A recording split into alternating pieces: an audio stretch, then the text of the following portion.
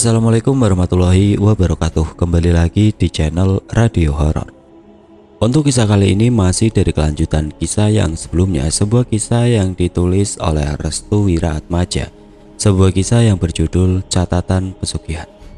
Sebelum kita masuk ke ceritanya, tekan dulu tombol like video ini dan jangan lupa tekan juga tombol subscribe channel ini dan nyalakan juga lonceng notifikasinya agar tidak ketinggalan cerita baru dari channel ini.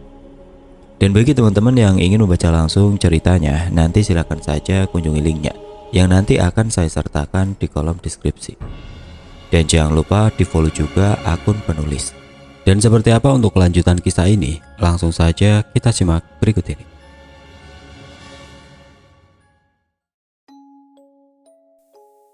Sugeng mulai terbuka sedikit demi sedikit terhadap Siti. Tujuannya adalah satu, yaitu untuk memanipulasi kebenaran yang benar-benar terjadi dalam keluarganya. Ibu gak pernah suka sama Mas karena ibu gak percaya dengan pencapaian Mas, jelas Sugeng. Siti menyimak perkataan Sugeng. Pernah dahulu ibu pergi ke pasar, lalu dia dimaki oleh orang-orang karena mengklaim bahwa Mas sedang melakukan pesugihan dan perjanjian kontrak dengan bawahannya Dewi Lanjar. Karena merasa malu, akhirnya ibu menampar Mas dengan kencang. Sugeng melanjutkan ceritanya lagi. Lalu setelah Mas ditampar, Mas dicaci maki, bahkan dijelek-jelekan. Mas sakit hati karena itu. Mas hanya bisa terdiam dan tidak berbuat apa-apa. Yang Mas lakukan hanyalah terus bekerja dan bekerja, jelas Sugeng. Entah bagaimana penyebabnya, setelah ibu mencaci maki Mas, ibu jatuh sakit hingga sekarang, jelas Sugeng. Siti menyimak dengan teliti kata demi kata yang diucapkan Sugeng. Mas sangat sayang sama ibu. Saking sayangnya, Mas gak mau kalau ibu tersiksa dengan melihat Mas. Mas akhirnya beli rumah supaya Mas gak mau ibu tersiksa, tanya Siti. Iya, Mas beli rumah, tapi tetap saja para warga masih julid terhadap Mas. Mas disebut-sebut sebagai orang yang membuat ibu tersiksa, jelas Mas Sugeng. Siti merasa iba. Dia tahu betul perjuangan Sugeng lewat cerita bohongnya. Sekarang, kamu tolong ya, sabar sebentar di sini, temenin ibu. Mas nggak tahu harus gimana lagi kalau ibu nanti meninggal, jelas Sugeng. Mas kok ngomongnya gitu sih? Tanya Siti. Mas hanya takut saja. Siti memegangi tangan Mas Sugeng sembari berkata, Mas, yang penting Mas sholat dan minta sama Allah. Semuanya pasti akan diberikan kelancaran, senyum Siti. Sugeng membalas dengan senyuman, padahal dalam hatinya tidak tahu apa makna sholat sebenarnya. Oh ya, Mas mau balik lagi ke tempat kerja. Kamu di sini dulu ya. Memang Mas agak malam pulangnya, tapi ingat, kamu gak boleh masuk ke kamar yang ada kelambu hijaunya. Soalnya itu ruangan khusus data-data pekerjaan, ucap Sugeng. Iya Mas, pasti kok. Aku akan jalanin perintah Mas. Sana, Mas kerja lagi. Serahin rumah ini sama Siti. Nanti Siti beresin yang perlu diberesin, ucap Siti. Gak usah, kamu di sini nikmatin aja. Nanti ada pembantu yang datang buat ngerjain semuanya, ucap Sugeng. Oh ya, siapa dan kapan Mas? Tanya Siti. Namanya Sukri. Dia biasa datang kalau mau maghrib. Dia juga ditugaskan oleh Mas untuk beres-beres kamar yang khusus itu, jelas Sugeng. Oh, ya udah Mas. Sugeng tersenyum. Lalu dia meninggalkan Siti dengan wajah yang sumringah. Sugeng berhasil memanipulasi apa yang harus dia lakukan agar Siti sedikit demi sedikit percaya akan hal itu. Siti langsung menuju ke arah kamar di mana Darsim masuk. Dia membuka kamar dan ternyata Darsim sudah tertidur. Sepertinya aku juga harus istirahat, ucap Siti. Beberapa jam sebelum ritual dimulai, Sugeng bertolak ke rumah Ibu Sumirah. Di sana, dia sudah disambut oleh Safari dan juga Soleha. Bagaimana persiapannya? Tanya Sugeng. Sudah siap, jawab Soleha. Sugeng langsung memasuki ke ruangan khusus yang telah disiapkan. Safari dan Soleha mengikutinya. Tunggu di luar. Aku mau memulai kontrak langsung dengan Ratu, ucap Sugeng. Soleha dan Safari mengangguk paham. Keduanya saling memandang. Keputusannya yang telah bulat untuk menjadi orang kaya harus diambil demi kebahagiaannya. Namun berbeda dengan yang dimaksud oleh Sugeng. Tumbal pertama adalah orang terdekatnya, Ibu Sumirah. Hati Sugeng tidak berat memutuskan keputusan yang beresiko itu. Sugeng membuka buku khusus yang diberikan oleh salah seorang sebagai wadah untuk melakukan pesugihan. Sugeng menyebutnya dengan nama catatan pesugihan. Sebuah catatan yang berisi nama korban dan harus ditulis paling tidak 1 bulan. Sugeng segera membuka ritual kontraknya terhadap urusan Nyi Dewi Lanjar. Dia kemudian menulis nama orang yang akan dijadikan korban pertamanya. Aku datang untuk melakukan kontrak dengan utusan yang dimaksud. Berikan aku wangsit dan kekayaan untuk membalas tumbal yang telah aku persiapkan dan aku serahkan, ucap Sugeng. Sugeng menulis nama Ibu Sumirah di lembar pertama catatan pesugihan itu. Ibu Sumirah, Batang, 2002. Suasana kamar menjadi berubah. Sugeng merasakan ada sesuatu dari balik kelambu kamar khususnya. Safari dan Soleha mulai menempelkan telinganya ke daun pintu. Matur sembah Nyi Ratu, ucap Sugeng. Waktunya sudah datang. Kamu harus mencatat nama yang akan ditumbalkan, ucap Nyi Ratu yang disebut-sebut sebagai penyambung dari pesugihan itu berlangsung. Sudah siap Nyi, ucap Sugeng. Tidak lama kemudian sosok yang menggunakan gaun serba hijau itu menghilang. Artinya kontrak pesugihan antara Sugeng dan Nyi Ratu sudah terlaksana. Tumbal sudah diserahkan. Sugeng pun menutup buku itu. Dia memasukkannya ke dalam baju dan diselipkannya di perut. Safari dan Soleha yang mengetahui kakaknya akan keluar langsung menghindar. Mas, bagaimana? Tanya Soleha. Kontrak kita disetujui, tinggal ritual malam saja yang harus diselesaikan, jelas Sugeng. Safari hanya terdiam. Dia tidak mau mengomentari sedikit pun apa yang dipikirkan oleh Sugeng dan Soleha. Pukul 5:30 sore, Siti terbangun. Dia lupa melaksanakan sholat asar karena kelelahan. Dia pun langsung menuju kamar mandi dan mendapati seorang laki-laki berusia sekitar 50 tahunan sedang membersihkan rumah. Mbak Siti ya? Tanya laki-laki itu. Iya mas, saya Sukri.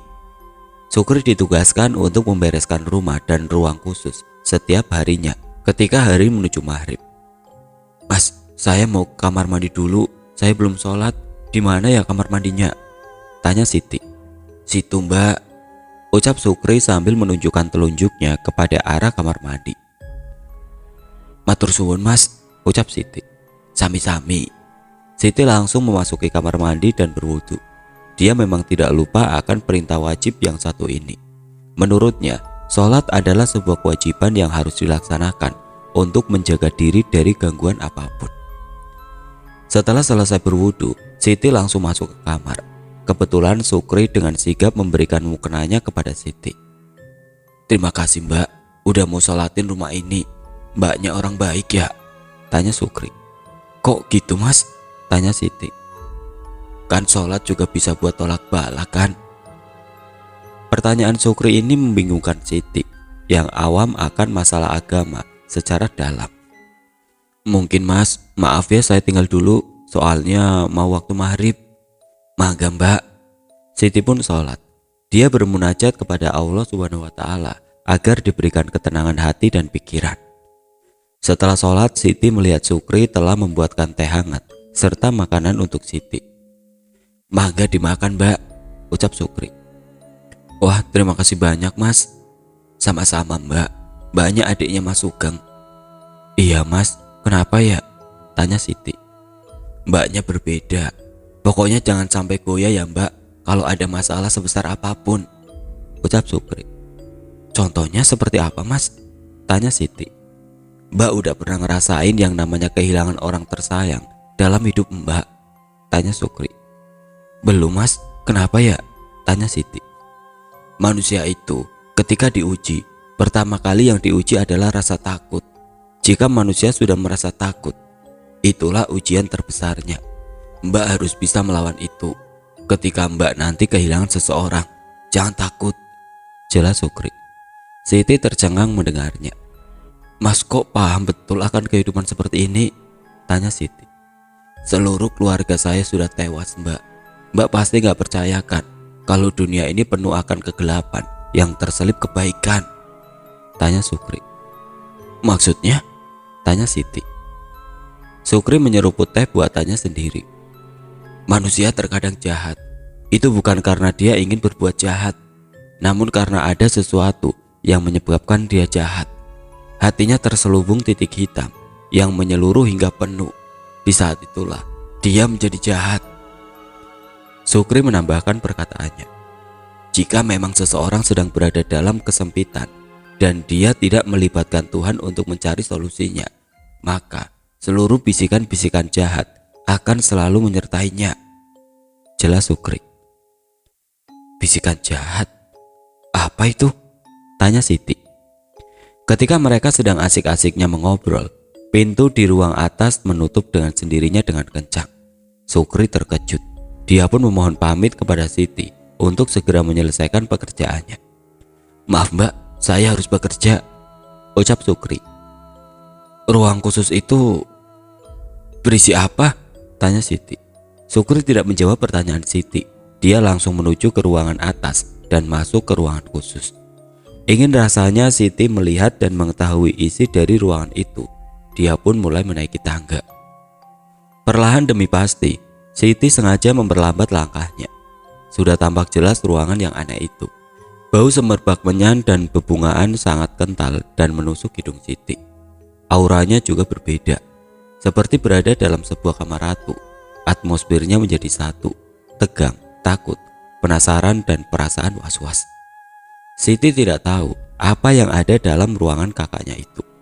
Rumah yang sangat aneh dan penuh misteri ini membuat Siti semakin penasaran akannya. Mas Sukri? Tanya Siti. Tidak ada jawaban. Siti juga memandangi sekelilingnya. Dia takut barangkali ada Mas Sugeng yang mendapatinya naik ke atas karena sebagai salah satu pantangan juga baginya. Siti sudah berada di depan kamar khusus itu. Dia pun mencoba untuk merendahkan tubuhnya dan mengintip sesuatu yang ada di dalam lewat lubang kecil di pintu tersebut. Betapa terkejutnya Siti ketika dia mendapati seorang wanita dengan berselendang hijau dan kepalanya dipenuhi dengan ular sedang terduduk di sebuah kursi, lebih tepatnya sofa khusus kerajaan. Entah apa yang terjadi. Baru juga Siti melihat walau tidak secara jelas. Nafasnya terasa sesak. Dadanya seperti diikat oleh tali tambang yang kuat, lalu ditarik-tarik seperti budak. Siti pun terjatuh di situ. Sukri mendengar suara seseorang yang terjatuh di depan kamar. Namun dia tahu jika penyerahan tumbal sedang dilakukan. Sukri tidak mau banyak berkata dan dia hanya terdiam sambil duduk menunduk. Bersamaan dengan itu Sugeng tiba. Dia merasa bahwa ada seseorang selain suruhannya telah naik ke atas kamar. Sugeng langsung berlari. Dia mencoba untuk mempercepat larinya walau naik tangga sekalipun. Siti? Sugeng terkejut ketika mendapati wajah Siti sudah memucat. Sugeng berada di hati yang penuh kebingungan. Di lain sisi, penyerahan pesugihan sedang berjalan dan di lain sisi pula, dia harus mendapati adiknya terkena tulah karena berhasil mengetahui wanita yang disebut-sebut sebagai perantara dari pesugihan itu sendiri. Sugeng pun langsung membawa Siti ke bawah. Dia mencoba untuk menenangkan dirinya agar bisa berkomunikasi dengan Nyi Ratu, agar segan untuk mencabut tulah yang mengenai adiknya Siti. Akhirnya muncullah suara tanpa rupa yang terdengar jelas di telinga Sugeng. Seketika, Sugeng langsung menundukkan badannya sebagai tanda hormat. Perempuan itu tidak sopan, ucap suara tanpa rupa itu. Sugeng meminta maaf kepada Nyi Ratu atas kecerobohan yang terjadi kepadanya. Maafkan Nyi, maafkan, ucap Sugeng. Dengan seketika Siti terlepas dari tulah itu. Wajahnya kembali normal, nafasnya juga kembali seperti sedia kala. Ini bencana, ucap Sugeng. Sugeng pun langsung berlari ke arah kamar khusus yang berada di atas. Dia kemudian langsung memasuki kamar itu karena penyerahan pesugihan sudah selesai dilakukan. Ketika kamar itu dibuka, Sugeng mendapati Sukri sedang memohon-mohon ampun. Ampun Mas, ampun, itu bukan salah saya Mas. Mbaknya sendiri yang naik sendiri. Ampuni saya Mas, ucap Sukri dengan wajah ketakutan. Seluruh saudaramu telah saya jadikan korban. Kamu mau dijadikan korban yang selanjutnya? Tanya Sugeng. Mas, jangan mas. Maaf. Sugeng langsung menarik paksa Sukri dan menuju ke arah bawah. Mereka berdua tidak tahu Darsim sudah terbangun. Dia sengaja mengintip dari balik kamarnya dan melihat Sugeng serta Sukri seperti orang sedang kepanikan. Kamu sudah bikin kesalahan fatal. Kamu harus menyelesaikan semua. Sukri langsung bersujud di hadapan Sugeng. Ampun mas, ampuni saya, ucap Sukri sambil meneteskan air mata, ketakutan dan kesedihan. Sugeng menjambak rambut Sukri. Sakit mas, sakit, ucap Sugeng. Buat Siti supaya lupa akan hal ini. Iya mas, nanti akan saya beritahu dia. Tolong lepaskan saya mas, ampuni saya, ucap Sukri sambil memohon ampun. Sugeng pun melepaskan tangannya dari rambut Sukri yang beberapa bagian tumbuh uban. Penyerahan tumbal telah selesai. Besok aku akan kaya, ucap Sugeng. Darsim baru tahu bahwa Sugeng melakukan pesugihan. Dia tidak henti-hentinya menutup kedua mulut dan perlahan kembali ke tempat tidur. Pukul 18.15, rumah Sugeng. Siti terbangun dari pingsannya. Pandangannya langsung menuju ke arah lampu yang sangat terang. Tadi itu apa? Tanya Siti seperti mengingat sesuatu. Namun tiba-tiba ingatan itu langsung kabur dan menghilang. Mbak sudah bangun? Tanya Sukri. Mas Sukri, saya di mana? Tanya Siti. Mbak tadi pingsan karena terjatuh. Akhirnya saya membawa Mbak ke kamar, jelas Sukri. Siti memegangi kepalanya yang masih sakit. Dia juga merasakan hawa sedikit panas di dalam dadanya. Darsim mana mas? Tanya Siti. Ada di kamarnya mbak. Kenapa memang? Tanya Sukri. Aku mau bertemu dengan Darsim mas, ucap Siti. Tubuh Siti masih belum stabil dan seimbang. Dia memaksakan dirinya untuk bisa bertemu dengan Darsim. Mbak, lebih baik istirahat dulu, ucap Sukri. Baru saja Siti ingin memegang pintu, Darsim sudah membuka pintu kamar dari luar. Mbak udah sehat? Tanya Darsim. Kamu kemana aja Sim? Tanya Siti. Maaf mbak, aku baru bangun. Tadi kebangun karena haus, ucap Darsim. Sukri memandangi wajah Darsim dengan tatapan yang tidak biasa. Dia seperti mengetahui sesuatu dan sengaja ia simpan dalam-dalam. Mas Sugeng mana ya mas? Tanya Darsim kepada Sukri. Dia masih bekerja mas, pulang malam, ucap Sukri. Aneh, adiknya sakit tapi dia gak peduli. Ucapan Darsim ini menuai pertanyaan dari dalam diri Sukri. Mas, kok mas seperti udah bangun dari tadi ya? Tanya Sukri. Darsim terkejut mendengar pertanyaan dari Sukri terhadap dirinya. Saya memang baru 5 menit yang lalu bangun mas, cuma saya belum sepenuhnya sadar. Sukri mengangguk paham. Oke mas, waktu kerja saya sudah habis, saya mau pulang dulu mas, jelas Sukri. Hati-hati mas, ucap Siti. Sukri membalas ucapan Siti dengan senyuman. Setelah Sukri sudah keluar dari rumah, Darsim langsung menarik Siti ke kamarnya. Ada apa Sim? Tanya Siti. Mbak, aku mimpi buruk, jelas Darsim. Mimpi apa? Tanya Siti. Ibu mbak. Iya ibu kenapa? Ibu bawa banyak banget pakaian mbak. Aku tanya mau kemana, tapi ibu cuma bilang ibu mau pulang dulu. Kamu jangan ikut pulang ya. Menurut mbak, itu artinya apa? Tanya Darsim.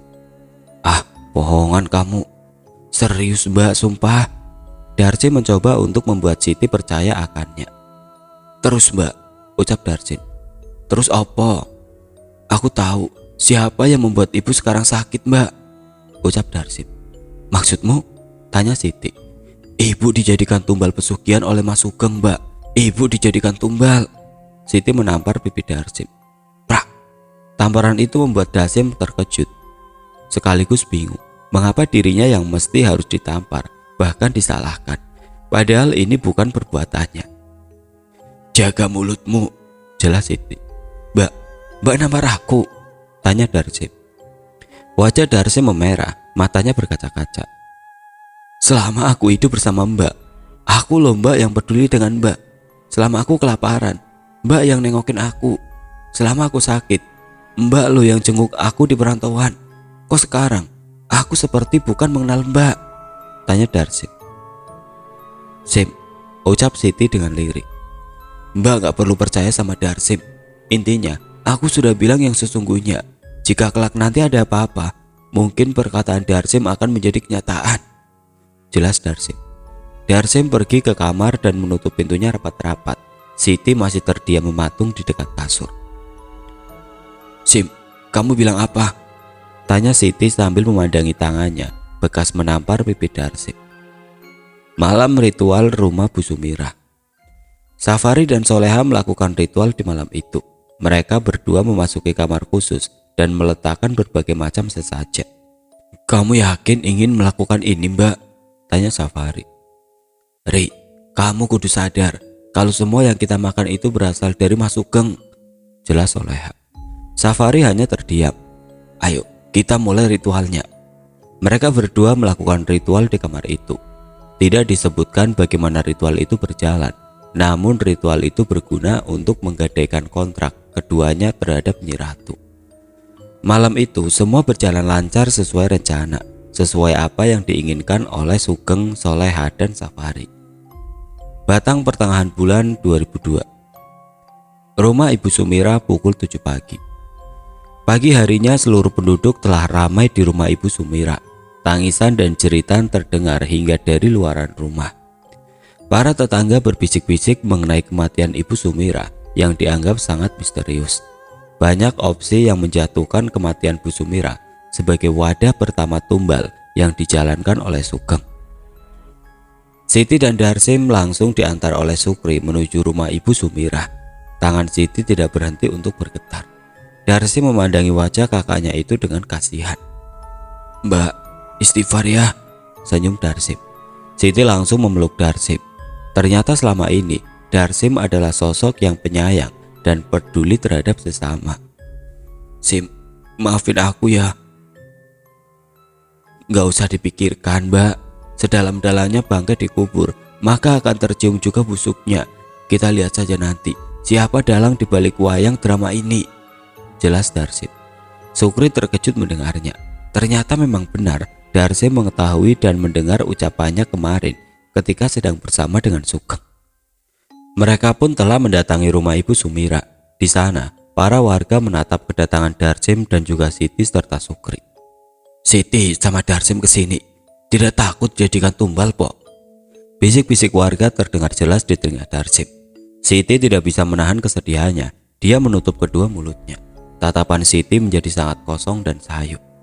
Ketika Siti melihat jasad Bu Sumirah, dia berteriak kencang. Ibu Tangis Siti langsung memeluk ibunya yang sudah meninggal. Darsim dan Sukri masih berdiri samping-sampingan. Dia tidak berbicara sedikit pun. Yang ada dalam pikiran Darsim hanyalah satu. Bagaimana membalas kejahatan orang yang memang telah benar-benar menjadi orang jahat. Mas puaskan. Keluarga saya disamakan dengan keluarga Mas, tanya Darsim. Maksudmu? Sukri deg-degan mendengarnya. Mas bilang seluruh anggota keluarga Mas telah tewas, dan sekarang keluarga aku sedang berada di fase itu. Mas senang kan? Tanya Darsim. Sukri tidak menjawab apapun dari pertanyaan Darsim.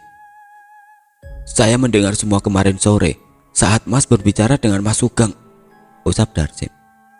Darsim menampakkan wajah kesalnya terhadap Sukri. Tidak ada lagi yang lebih penting dalam hidup Darsim selain memutuskan rantai pesugihan yang dilakukan oleh kakaknya Sugeng. Aku tak akan bilang kepada siapapun jika kamu juga tidak membocorkan hal ini. Tapi dengan syarat, kamu harus beritahu bagaimana caranya untuk memutuskan rantai pesugihan itu sendiri, ucap Darsim. Sukri memandangi wajah Darsim dengan penuh keringat dan ketakutan. Hidup itu sebenarnya simpel. Jika kamu memang sudah berada dalam kenyamanan, jangan pernah menceburkan diri kepada kesesatan. Karena jika dirimu sudah melakukan hal yang salah, jangan harap semua akan kembali dengan hal yang sama. Karma itu berlaku, jelas Darsim. Sukri terkejut mendengar apa yang dikatakan Darsim terhadapnya. Segala sesuatu yang telah disembunyikan telah terbongkar dengan sekejap. Darsim mencoba menenangkan Siti yang masih belum ikhlas akan kematian Ibu Sumirah. Ada perasaan di mana nilai kemanusiaan lebih berarti dibanding kepentingan pribadi. Ada perasaan di mana seseorang lebih menyia-nyiakan kehidupannya sendiri dibanding kehilangan orang yang dicintainya. Dan Sukri melihat itu semua di dalam diri Darsim dan Siti. Kebenaran tidak selalu memihak terhadap satu orang yang memiliki latar belakang hidup yang tidak sesuai dengan nalurinya. Terlebih lagi, Safari dan Soleha tampak biasa saja. Mereka berdua seperti tidak memiliki naluri kemanusiaan. Hatinya sudah mati, jiwanya sudah tidak berarti, hidupnya tidak ada arti.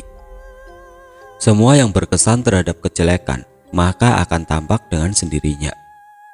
Darsim pun memaksa membawa Siti untuk memasuki kamar agar menenangkan kakaknya itu.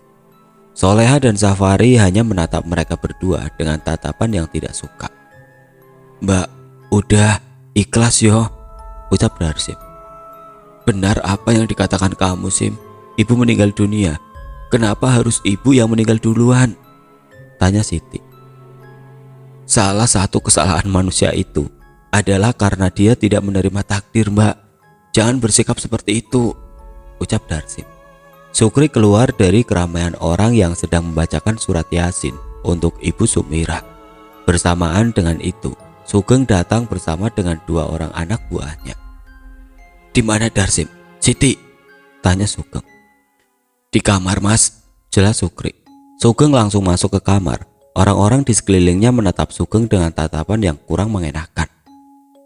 "Tega. Itu sungguh tega. Ibu kau jadikan tumbal. Apa kamu tidak paham akan posisi seluruh keluargamu hari ini?" teriak seorang teman dekat Bu Sumira. Dia adalah Mbok Imas, teman dekat Bu Sumira yang tahu betul tentang kehidupan Bu Sumira. Dan penjaga Sugeng langsung menangkap Mbok Imas dan membawa jauh dari kerumunan. Para warga yang mendengar itu terkejut mendengar perkataan frontal dari Mbok Imas. "Lihatlah Sugeng, ratu itu gak pengen hidupmu senang. Tumbal akan dibalas dengan tumbal," teriak Mbok Imas.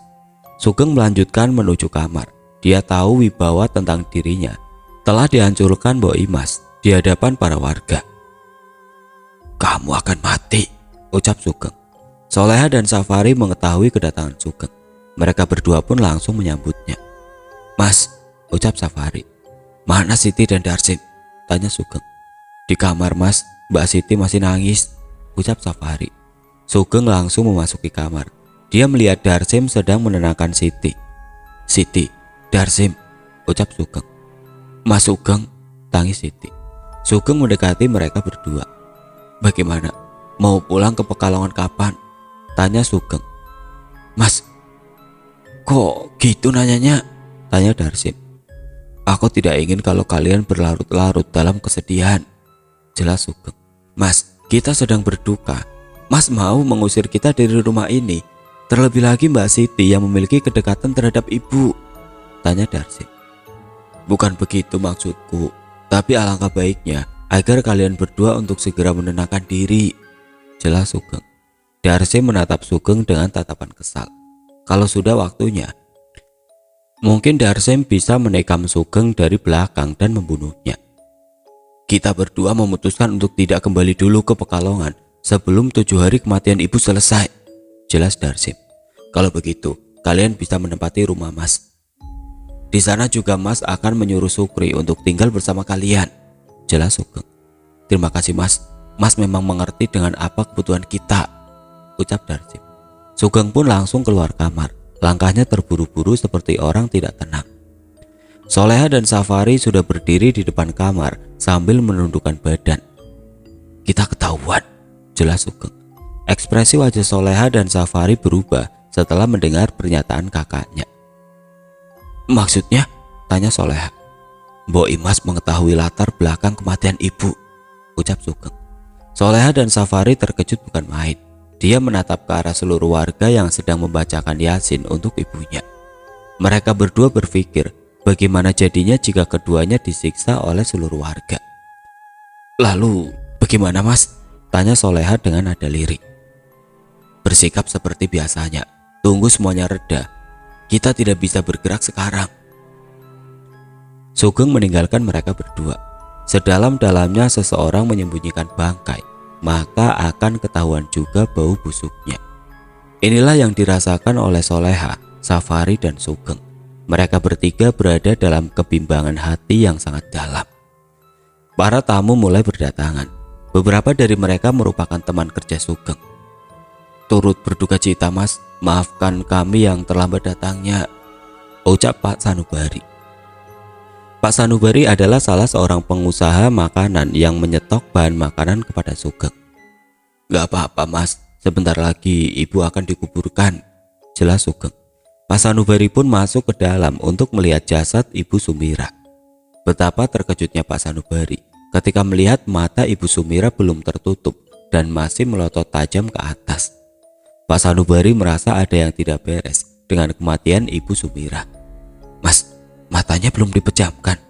tanya Pak Sanubari. "Sudah kok Mas," ucap Sugeng. Pak Sanubari hanya terdiam. Dia tahu bahwa yang dilihatnya tidak pernah salah.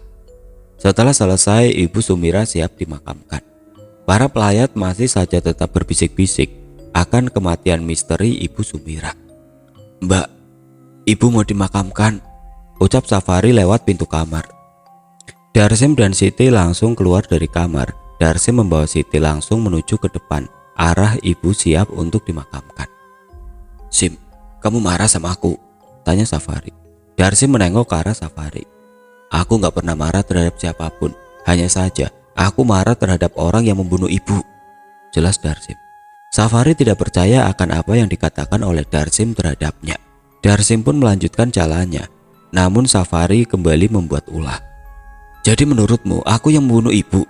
Aku yang telah membuat ibu mati? Aku yang telah membunuhnya?" teriak Safari. Teriakan Safari itu membuat orang-orang di sekitarnya terkejut dan kaget. "Kamu bicara apa, Ri?" tanya Siti sambil mendekati Safari. "Mbak, sudah," ucap Darsim. "Kamu tahu siapa yang menyebabkan ibu meninggal dunia?" tanya Siti. Safari tidak menjawab. Dia menunduk lesu sambil meneteskan air matanya. "Kamu kenapa nangis, Ri?" tanya Siti. Siti pun mengusap air mata Safari. "Ceritakan saja, Ri. Mbak terima kok," jelas Siti. Soleha dan Sugeng tiba-tiba memasuki rumah dan melihat mereka sedang berbicara satu sama lain. "Ada apa nih, Sim?" tanya Soleha. "Ada apa, Ri?" tanya Sugeng. Safari tetap tidak menjawab. "Sudah Mbak, ibu sebentar lagi dimakamkan. Kita jangan membuang-buang waktu di sini," jelas Darsim. Sugeng langsung mendorong Darsim hingga terjatuh. Keributan pun dimulai. "Apa maksudmu, Mas?" tanya Darsim. "Apa maksudku? Kamu tahu, ibu ingin dimakamkan. Kamu tidak sopan di sini," teriak Sugeng.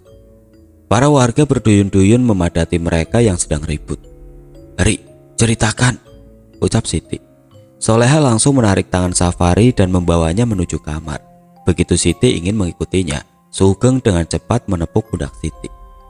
"Akan aku ceritakan tentang kematian ibu. Biarkan Safari menenangkan diri dulu," ucap Sugeng. Siti pun langsung membawa Darsim keluar dari rumah. Para warga yang menatapnya menjadi keheranan. Ada apa sebenarnya dengan keluarga Bu Sumira?